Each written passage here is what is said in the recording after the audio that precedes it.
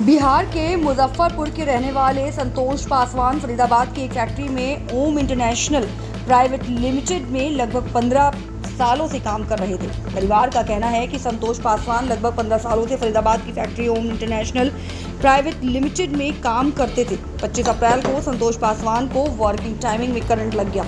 Current लगने से संतोष पासवान बुरी तरह घायल हो गए, जिसके बाद तुरंत कंपनी की तरफ से फरीदाबाद के सिद्धिविनायक हॉस्पिटल में रात को लगभग 10 बजे उन्हें भर्ती कराया गया और 26 अप्रैल को सिद्धिविनायक हॉस्पिटल से सफदरगंज हॉस्पिटल ले जाया गया। मृतक संतोष पासवान के भाई का कहना है कि जब मेरे भाई को करंट लगा तब उसे प्राइवेट हॉस्पिटल में भर्ती कराया गया था। तब मुझे जानकारी दी, मैं तुरंत पहुंचा।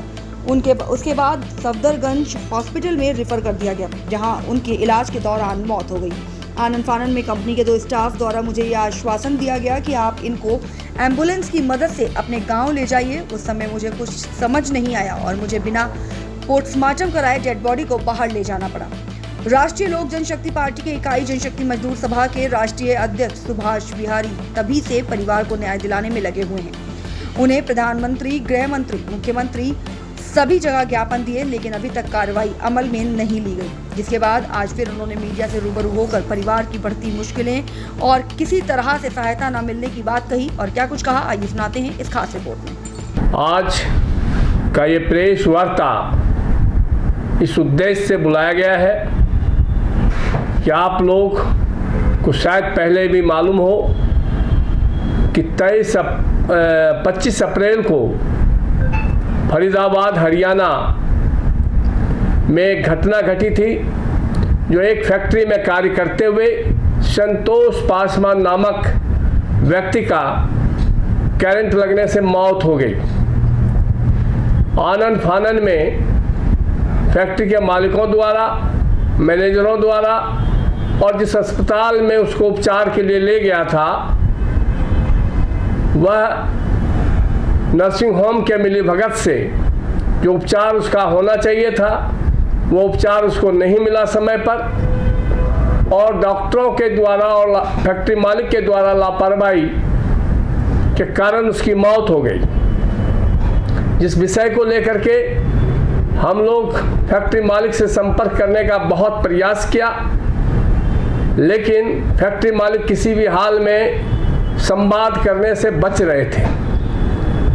उससे ये लगता है कि कितने सातिर और कितने क्रिमिनल विचारधारा के फैक्ट्री मालिक, और जिस अस्पताल में ले गया ओम सिद्धिविनायक अस्पताल, वो फरीदाबाद में ही है।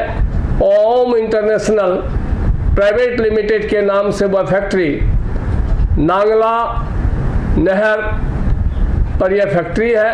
फैक्ट्री का बोर्ड वहाँ से निकाल दिया गया था ताकि उस प्लॉट का नंबर किसी को पता नहीं चले, जिसके कारण मृतक परिवार अपनी शिकायत को लेकर दर दर कर भटकते रहे। वो कभी पर्वतिया चौकी में गया, कभी संजय कॉलोनी चौकी में गया।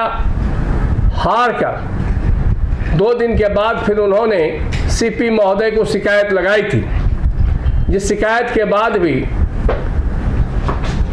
क्योंकि कई चौकियों से अलग अलग नंबर से फ़ोन आया, वह लेटर आज भी सही जगह पे नहीं पहुंची है। चाहे वो प्रशासन की कमी रही है या प्रशासन के साथ कहीं ना कहीं एक राजनीतिक दबाव है, राजनीतिक प्रेशर है, जिसके कारण हम लोगों ने एससी आयोग को भी कंप्लेंट दिया है।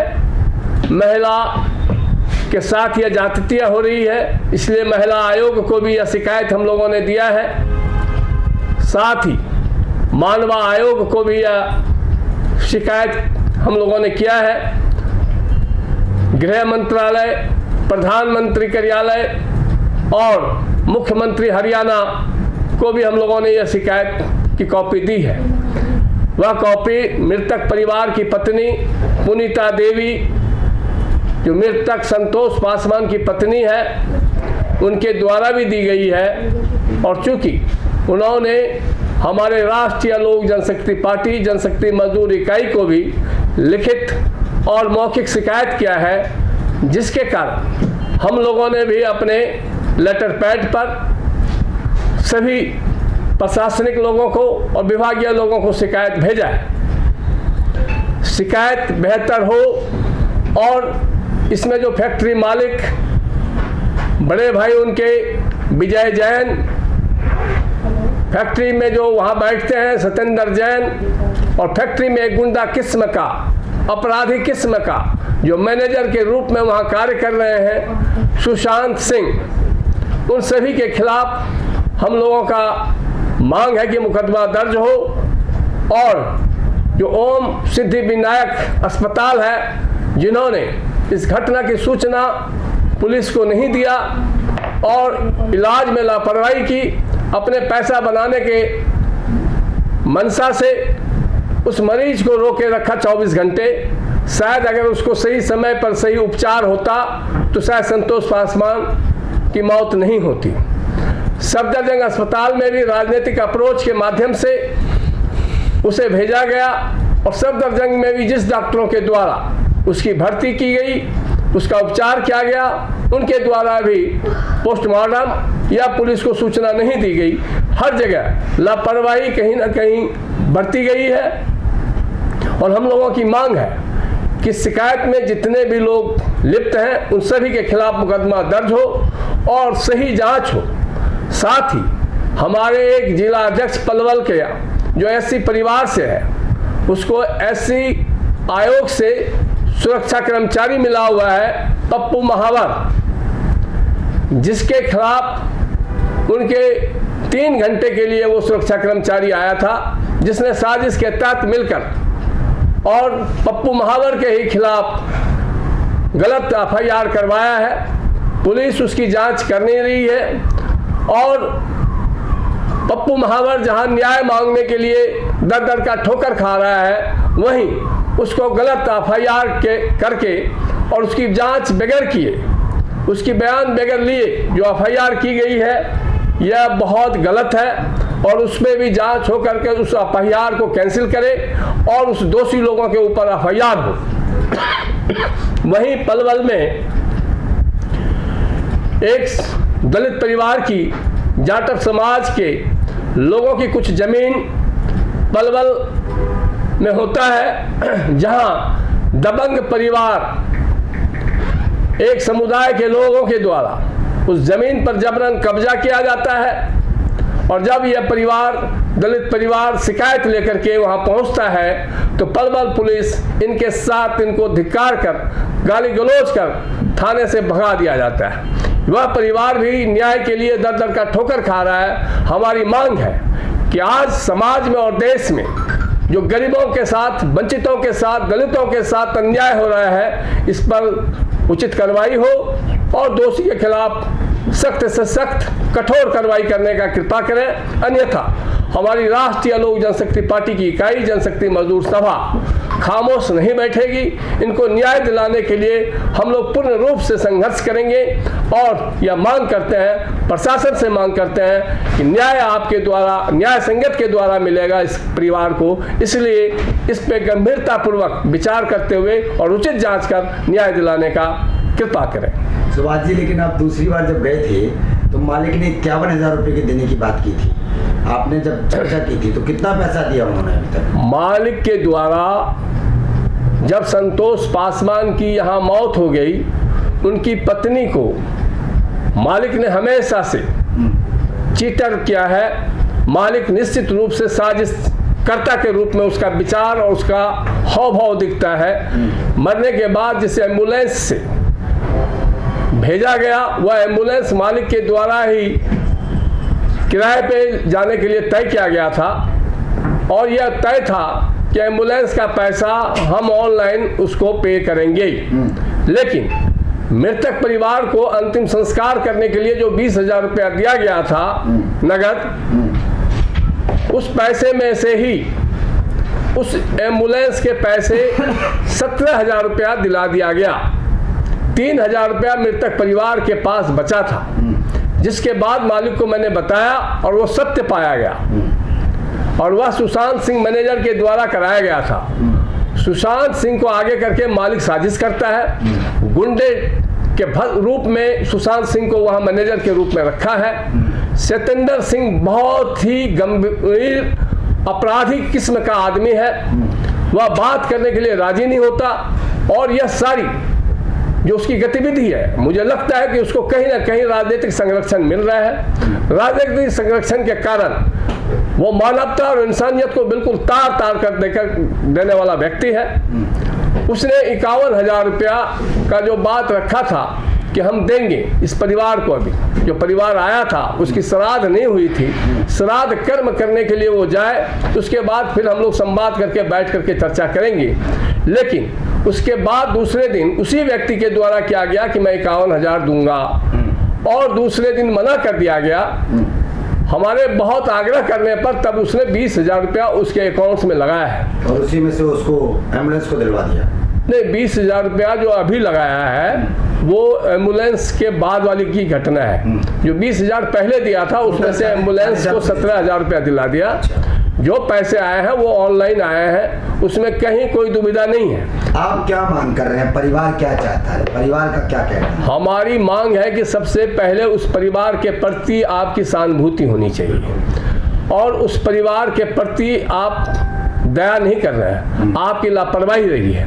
मालिक के द्वारा उसी कैंपस में, फैक्ट्री कैंपस में ही संतोष पासवान पिछले मालिक के कथा अनुसार 5 साल से रह रहा है। 5 साल से जो उसने कमाया, जो उसने कुछ अपने सामान जोड़े होंगे, वो सामान भी गायब कर दिया। उस मृतक परिवार को संतोष का जो सामान था, फंड बोनस की बात कर रहे हैं। फंड बोनस के अलावा जो घरेलू सामान होते हैं, जिस रूम में आप रहते हैं, तो परिवार के लिए, बच्चों के लिए संजो करके कोई ना कोई सामान खरीद करके भी रखा जाता है। और पारिवारिक व्यवस्था जब होता है वहाँ कुछ ना कुछ उसके सामान होते हैं। वो सामान कहाँ है? मतलब आप ये चाहते हैं कि पुलिस जो प्रशासन है वो उसकी रूम की जांच करे, उसकी रूम की जांच करे, पूरी जांच करे।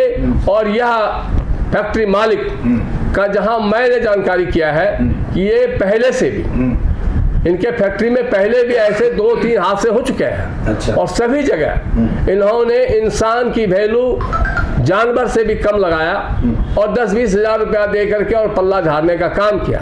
गरीब आदमी को जब कोई साथ नहीं मिलता है तो निश्चित रूप से उसे न्याय नहीं मिल पाता है। इसलिए हम प्रशासन से मांग करेंगे और जितने हम महिला आयोग, SC आयोग और मानवाधिकार आयोग, इन सभी, गृह मंत्री, श्रम मंत्रालय, श्रम विभाग का जो वहाँ कमिश्नर है, वो क्या कर रहे हैं? इस फरीदाबाद जिले में बल्लभगढ़ और में कितने ऐसी फैक्ट्रियां होंगी जहां रोज मौत होता है। इसके बाद भी एक घटना अभी आपने सेक्टर 37 का हुआ है। किस किस को ज्ञापन दे दिया? अभी हमने दिया है महिला आयोग को, हमने दिया है SC आयोग को, हमने दिया है गृह मंत्रालय को, हमने दिया है श्रम मंत्रालय को और हमने दिया है हरियाणा के मुख्यमंत्री महोदय को। इन तमाम लोगों को जहां से न्याय मिल सकता है उस परिवार को, उस सभी लोगों को हम लोगों ने पत्र दिया है। और यह पत्र का प्रतिलिपि है जो रिसीविंग है उनका, हमने वहां के पुलिस कमिश्नर को, फरीदाबाद के पुलिस कमिश्नर CP महोदय को दिया है। सभी को देने के बाद भी आज 1 सप्ताह हो गया, अभी तक इसकी कोई भी हम लोगों को नहीं मिला है कि इस पे क्या कार्रवाई हो रही। आज प्रेस वार्ता इसी उद्देश्य से बुलाया है कि इतने जगह न्याय की गुहार लगाने के बाद भी उस परिवार को अभी तक न्याय की कोई आश्वासन नहीं मिला है। अच्छा, इस घटना को स्वाजी कितने दिन हो गए होंगे? लगभग 25 अप्रैल की घटना है। 26 अप्रैल को उसकी मौत हो गई है। लगभग 1 महीना। 26 अप्रैल के बाद उसके डेथ बॉडी को लेकर के इनको बिहार भेज दिया गया था और बहुत लंबी चौड़ी आश्वासन दिया था। मृतक संतोष पासवान की 3 लड़की है। बड़ी लड़की 17 साल की है, अंजलि पासवान। दूसरी लड़की 15 साल की है, ज्योति पासवान। और तीसरी लड़की 13 साल की है और सबसे छोटा बेटा 8 साल का है जो मृतक को मुझ ने आग दिया था। तो आप समझ सकते हैं वो परिवार कितने संकट में है। मृतक संतोष पासवान की माताजी अभी जिंदा है। यह 5 लोगों का परिवार संतोष के कमाई पे ही चलता था। आज संतोष के नहीं रहने से परिवार, संतोष की तो मौत हुई, लेकिन आज परिवार के 5 लोग मौत के कगार पर खड़ा है, मौत के मुंह के आगे खड़ा है। बच्चों की पढ़ाई की व्यवस्था ठप हो गई, रोटी के लिए उसके बच्चे तरस रहे हैं, और न्याय के लिए हमने इन तमाम, जिससे एक न्याय की उम्मीद की किरण जगती है, अगर इनसे भी उम्मीद नहीं पूरा होता है, इनसे भी न्याय संगत के द्वारा न्याय नहीं मिलता है, तो मुझे लगेगा इस देश में न्याय नाम का कोई चीज ही नहीं बचा है।